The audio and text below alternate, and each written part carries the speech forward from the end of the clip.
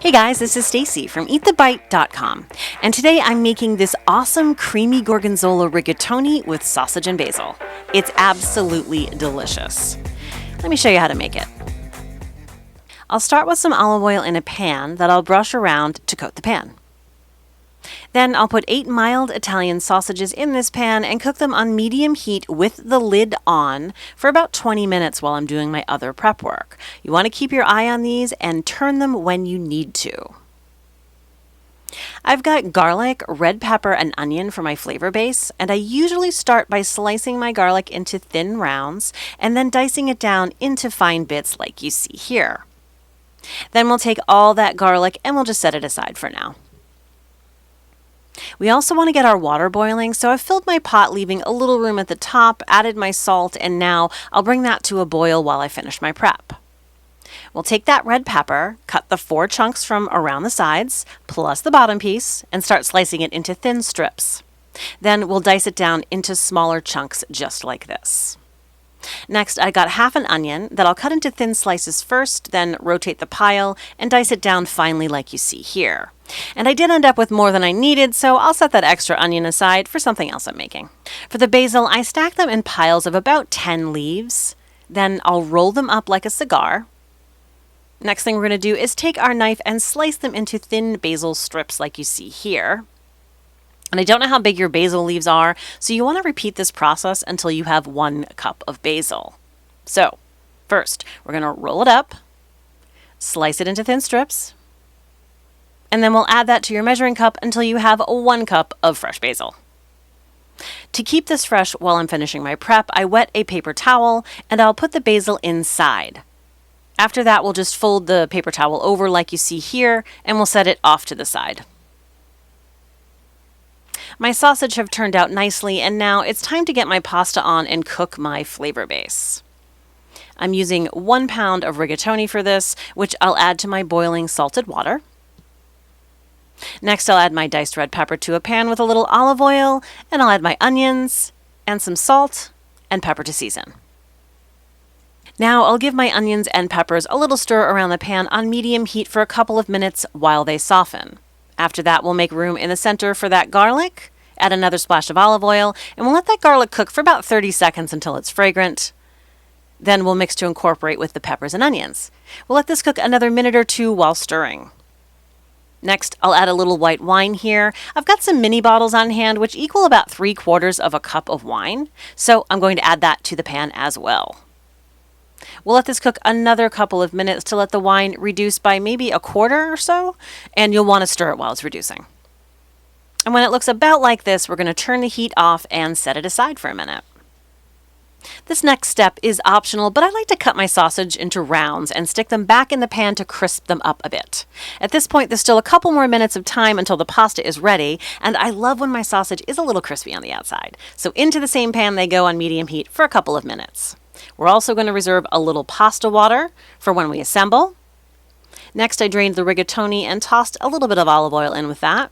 Now I'll add that to my big mixing bowl.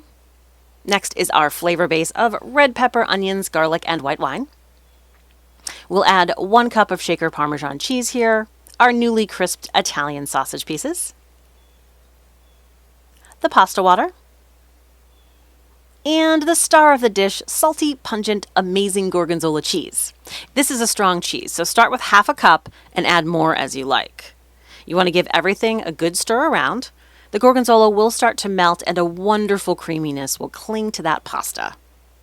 And for my preference, I did add another 1/4 cup of Gorgonzola, and remember to save some to serve on the side to garnish the dish as well. We'll give everything one final stir. Now let's take a closer look. And now it's time to eat the bite. I'm putting together a small sample bowl for myself, which of course will include a little extra Gorgonzola on top, a bit of fresh grated Parmesan cheese, you know I can't resist that, and of course that delicious fresh basil I had set aside in my wet paper towel. This pasta dish is so comforting and packed with flavor. If you love Gorgonzola cheese, you will really love this flavor profile. And now I will leave you with my live commentary of sampling this delicious pasta. I want a tubey thing, a sausage, Make sure I got a red pepper on the bottom there. The basil and, yeah, that's it. My perfect bite.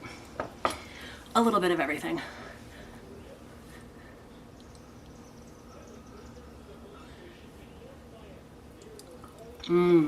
Oh.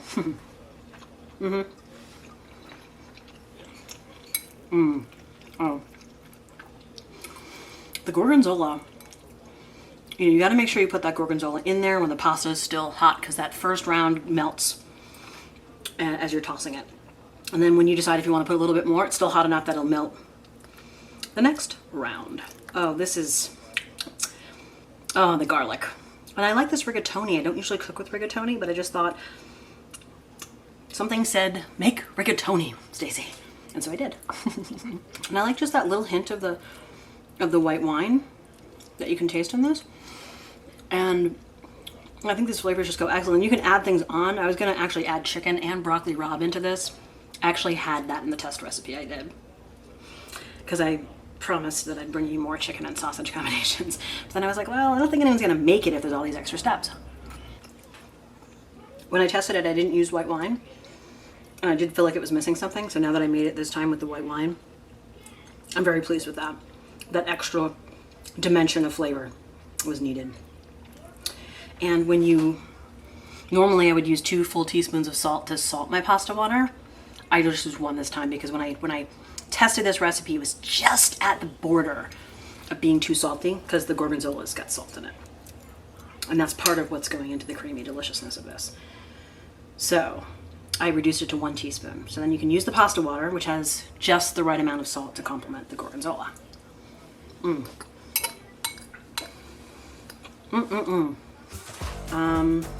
Okay. This was an absolute gourmet, and I really didn't think it was too difficult. Garlic, pepper, onion, sausage. Throw in some cheese, cook some pasta. I don't think this is difficult. This is a pretty easy one. Okay, guys. Hope you give this one a try, and we'll see you next time.